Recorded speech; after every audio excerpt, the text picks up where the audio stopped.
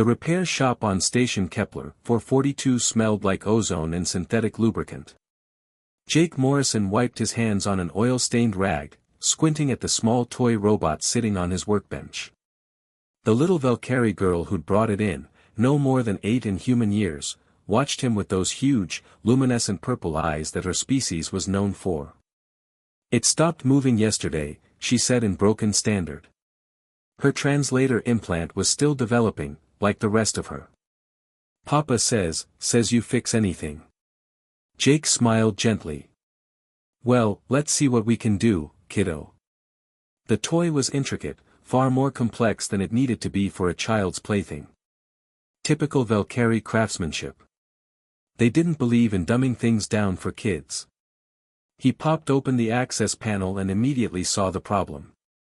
A microfusion cell had burned out, probably from overuse. The girl had clearly loved this thing to death. "I can fix this," he said. "Give me 20 minutes. While he worked, his sleeve rode up, exposing the tattoo on his forearm, a falcon in flight, wings spread wide, clutching lightning bolts in its talons. Beneath it, numbers, 2247 to 2251. The Falcon unit emblem. For years that felt like 40. The girl didn't notice.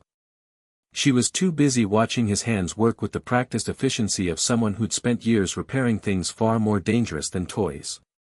Jake had once kept a destroyer's weapons systems operational while half the ship burned around him. A toy robot was nothing. He was soldering the new power cell into place when he heard the door chime. Heavy footsteps. Multiple people. "Stay open," a voice commanded. Not asking. Telling. Jake looked up and felt his stomach drop. 3 Valkyrie officers in full military regalia. And leading them was Admiral Theron Kess, Supreme Commander of the Valkyrie 3rd Fleet. You didn't live on a station like this without knowing who the Admiral was. She was practically royalty among her people. The Admiral was tall, even for a Valkyrie, with silver-streaked hair and eyes that had seen too many battles. She wore her uniform like armor, every decoration earned in blood. "Papa," the little girl squealed, running to one of the officers behind the Admiral, a commander with the same luminescent eyes. "Papa." Of course. Jake's hand stayed steady, but his mind raced. He'd walked into the middle of something without realizing it. The Admiral's gaze swept the shop, then landed on Jake. On his hands. On the tattoo. She froze. For a moment, the universe seemed to hold its breath. Then the Admiral took 3 swift steps forward, her hand shooting out to grab Jake's wrist. Not violently, but firmly enough that he couldn't pull away. "Where did you get this?" Her voice was sharp as a blade. "Ma'am, The Falcon unit emblem. Where did you get this?" Jake met her eyes. He'd stared down worse. "I earned it. Terran Navy, Falcon Squadron. Destroyer TRS Valiant. I was her chief engineer." The Admiral's grip tightened. Behind her, the other officers had gone completely still. The little girl clutched her father's leg, confused by the sudden tension. "Falcon Squadron," the Admiral repeated slowly. "The Valiant." "Yes, ma'am. You're human. Last I checked." She released his wrist but didn't step back. "The Battle of Proxima Centauri. 2251, your ship was there." It wasn't a question. Jake nodded anyway. "We were there." The Admiral's expression shifted, something Jake couldn't quite read. "Your destroyer held the line for 6 hours against 3 Kreth dreadnoughts. Your weapons should have failed after the first hour. Your shields after the second. But you kept fighting. We had a good crew. Your captain was killed in the 3rd hour. Your first officer took command and ordered a ramming maneuver." Jake's jaw tightened. "Commander Rodriguez. She saved the 3rd Fleet that day. Gave you time to regroup. She saved 20,000 Valkyrie lives, the Admiral said quietly. Including mine. I was a captain then, commanding the flagship's defense wing. We were broken, scattered. If your ship hadn't held that gap. She trailed off. How many survived the Valiant? 43. Out of 300. The Admiral closed her eyes for a moment. When she opened them, there was something different there. Respect. Recognition. And you ended up here. Fixing toys. Fixing whatever needs fixing, Jake said. That's what I do. The Admiral looked at the toy robot on his bench, then at her niece. Jake realized now that the commander was her brother.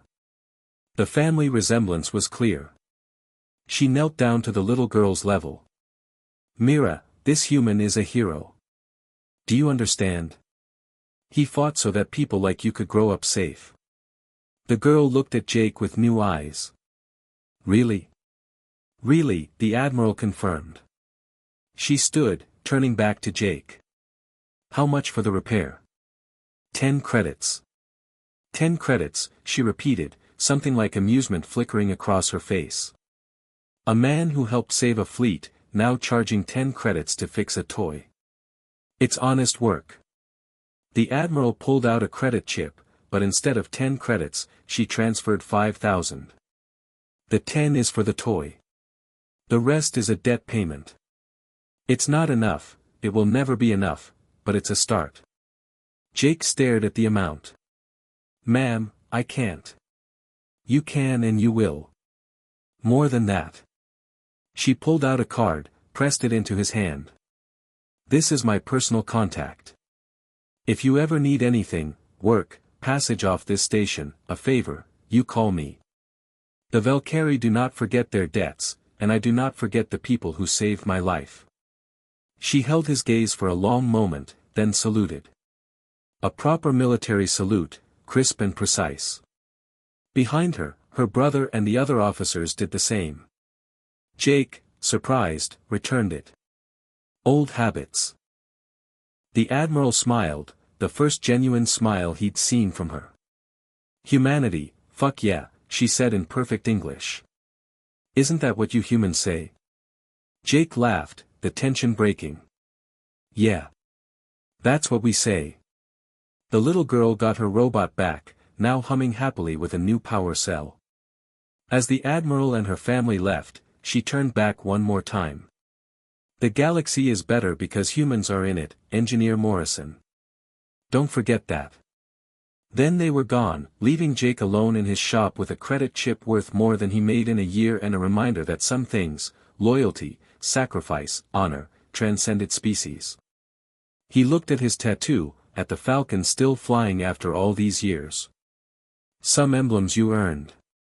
Some you carried forever. And some opened doors you never expected.